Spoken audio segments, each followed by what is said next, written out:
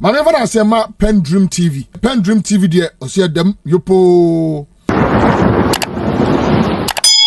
Mema wakwaba e de ba PENDREAM TV so make sure say obe subscribe to channel no click bell so say the news to our sabit me aka ntem no watie afa so make sure say obe like na wa comment no share ama afoforo so nsaka na comment section ho so no opese wo kire wa adwen obetimi e de wadwen kire ato honom na amanfo so anya bia kenkan na onim say PENDREAM TV de eye nsem a ekoso Ghana yam politics mu ne de ba na yasaka ya ne de abranti na so me video I saka pese no che na ye de ba nti me mo modern astro so obehwe video we amana si awie na wa kire wa adwen e comment section na se yenko video. So what's happening? We are not paying our debts, yet the city is cost 14 cities. What's happening? Yeah, so Doc, you will also agree that even there are several factors. Of course, interest payment is one of them. And once you hold interest payment not moving and the other factors are moving, then you expect the city to still depreciate. So the fact that external servicing of debt, that's not to suggest that we are not servicing debt and that they are not Ghanaian domestic dollar-denominated facilities that we are servicing. We are still servicing that. But we are just saying that there's a moratorium on the servicing of external debt, which is what is in abeyance, if you like. So we are not paying? We are not paying. Yes. But the other factors still... We've not been paying the report, since November 2022. Yeah, the report clearly states that corporate demand source. Now the question is that what are those corporations demanding the dollar for? One, for the importation of product. Two, for probably those that have their accounts domicile as repatriation of profit. For instance, if we are doing operation and we want to send our money back, they have to go and then change it to dollars and go on. So these factors still persist. And also because there was a watered down of the goal for oil program following the IMF engagement about the sustainability of it. Watered down? What do you mean? For instance, the government plan was to scale it up, increasing the volumes that are coming through the program. But the IMF also raised issues about the sustainability and the inflationary impact of such measure, because you are basically pumping also more Cedi into the economy. So there were issues to, as it were, and you recall when the governor of Bank of Ghana said that they want to sustainable, if you like, face it off, that particular program. That even suspension had called for the vice president to call a meeting to re-examine how they can still go on with the program. So that temporary, if you like, watering down of that particular program, because we are not increasing volumes through the program, through the goal for oil. But we still do it. Yeah, government is still implementing that. So that actually also caused some problem, and the major driver of this one is the fuel market. Anytime you have the prices of fuel going up, you will also have to change more dollars in order to go and then buy the product. So that is actually accounting for. But if you also look at the movement of the Cedi from 13 to 14 Ghana cedi, the movement is not quite unusual, because that has been the normal, and I've always insisted, I've always argued that until we get, and it's not even possible. I don't see how it's possible within the next 30 years that we have our Cedi appreciating against the United States dollar, when it's a vehicle currency. I've always argued when it is also the most dominant currency across the world, when Ghana cedi is the only cedi demanded in Ghana. I don't see that. But you always have to control the ties, so that the rate of depreciation is not going to be like we experienced the 54% at the height of the crisis. So for me, the explanatory factors to this is the fuel market. That's the major. So if we were servicing our debt, where would the Cedi have been? Yeah, so if we were servicing our debt in the first place, I'm even sure if we were servicing our debt, the 54% reduction would have persisted.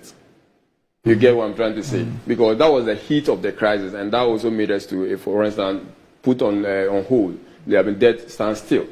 But if we're still doing servicing of our debt, and without corresponding resources for us coming in, for instance, our trade position has not balanced. So if we're assuming that our trade position was going to be constant, and you are not raking in more revenue. You are just servicing with the currency. Our currency would have been a junk currency now.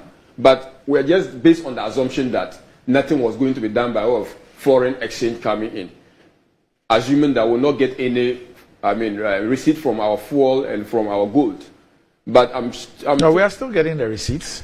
Gold contributed about almost 8 billion, 2023. Yeah. Yes, we're still getting the receipts from fuel, from oil.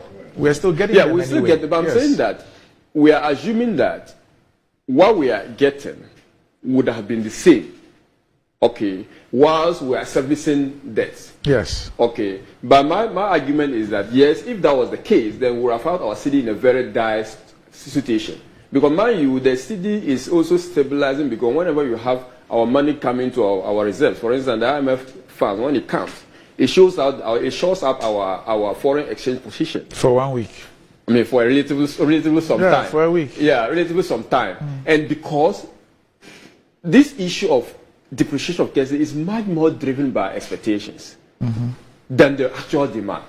Because, if I'm expecting the city to depreciate in the next coming months, I will go and change all my currency to utilize the United States dollar, hoping that I'll cut down my losses in the event it reduces the value.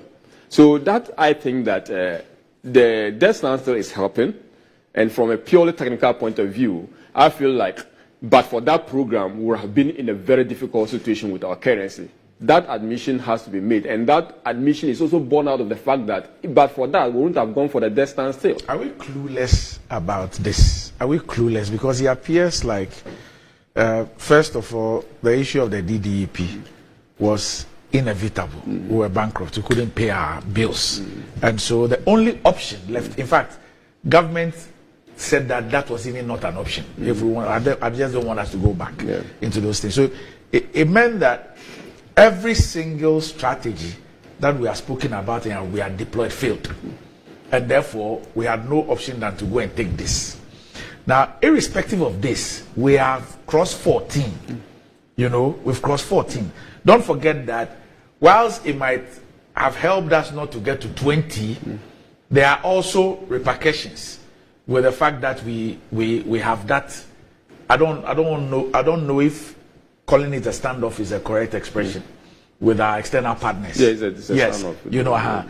That also has its implications, But it sounds as if we're clueless. And listening to you explaining, and I don't disagree with you, listening to you explain, it appears like there's nothing we can do.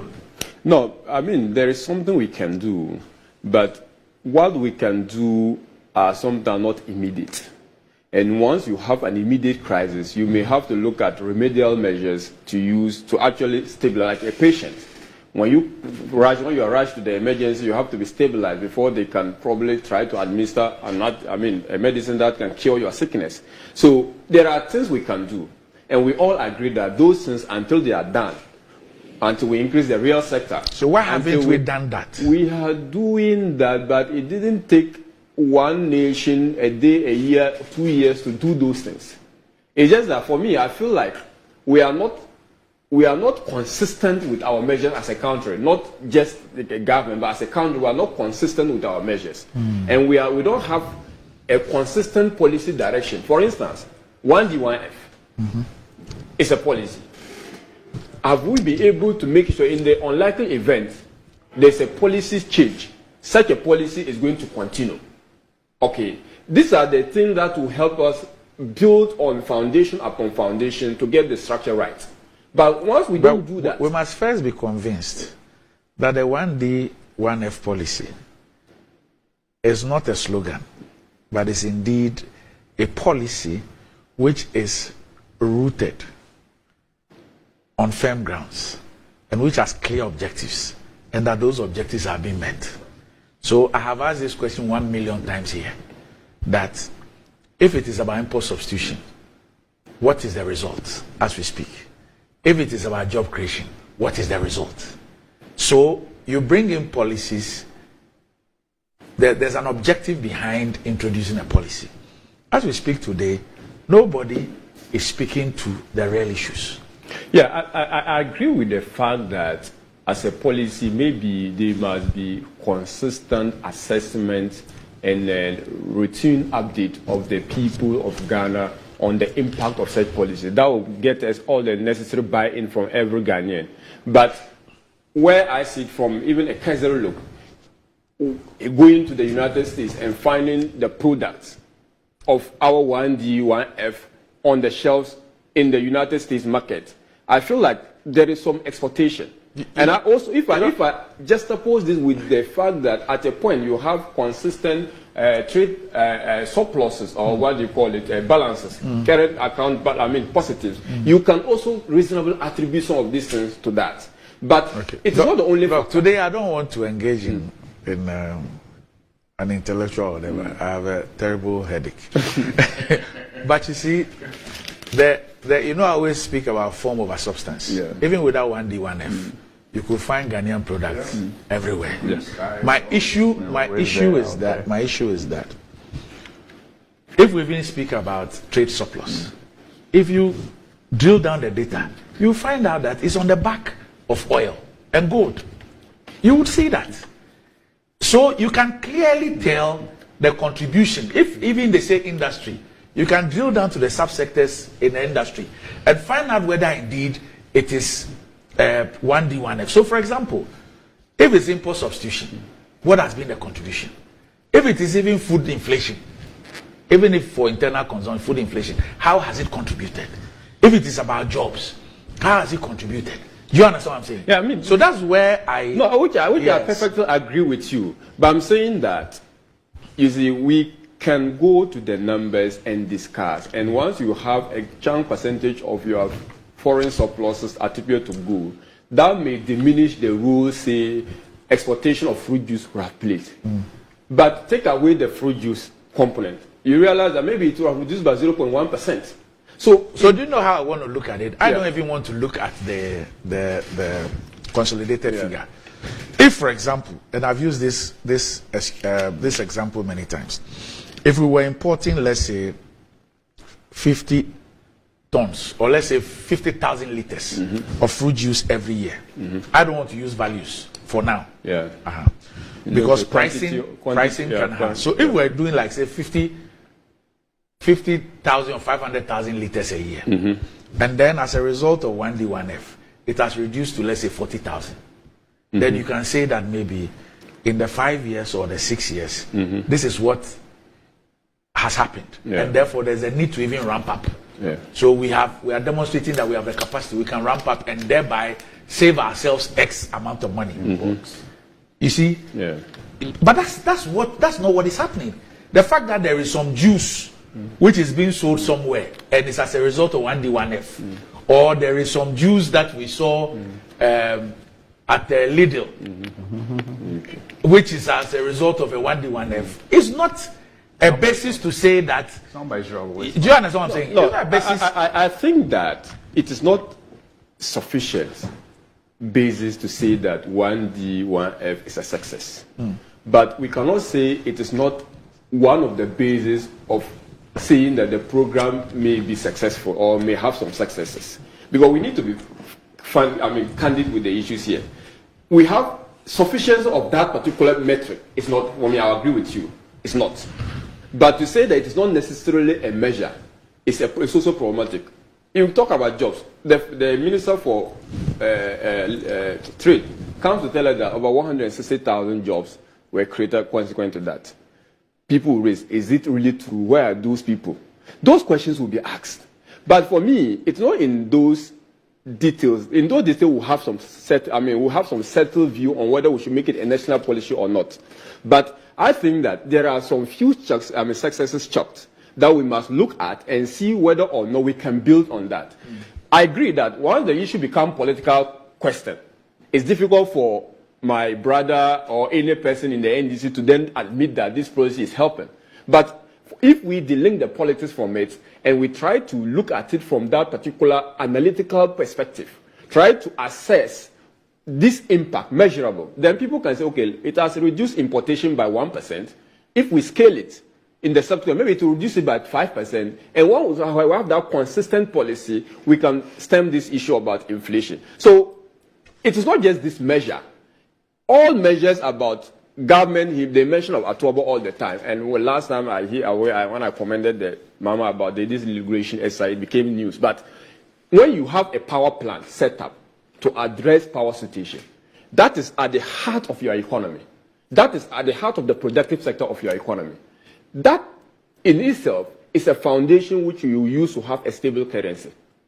But once you still have remnants of power outages ongoing and all, you are basically eating into any reserves you are having, because you are paying also this agreement, you are paying all the money to foreigners. So these are the foundational issues that I think that we all need to address in order to get firm hold of the currency. And a more important issue is about public policy. Once we are exposed, once we are borrowing from outside, you will always be exposed. Hikes in Federal Reserve rate will have repercussion on your economy. But if all monies in this country were deposited, there were this culture of savings. Savings creates wealth. Government borrows from this domestic market, use it to undertake infrastructure development, setting the foundation right. I'm not sure we'll be so much exposed from the threat coming from payment or servicing of debt. So all these things are issues that I think that we need to build on. It doesn't take a day, it doesn't take a year, it doesn't take one government. And now even Mr. John Dramani Mahama once said that you cannot build a country in 4 years. Okay, that somehow is right, because looking at the time horizon and even look at medium-term development plans goes beyond four years. Now talk about even long-term development plans. It goes even beyond the tenure, the 8-year mandate that will be given a president. But until we have that attitudinal and institutional structure framework be in place, detached from the politics, this currency issue will come back if we are still alive in 50 years to be discussing this same matter.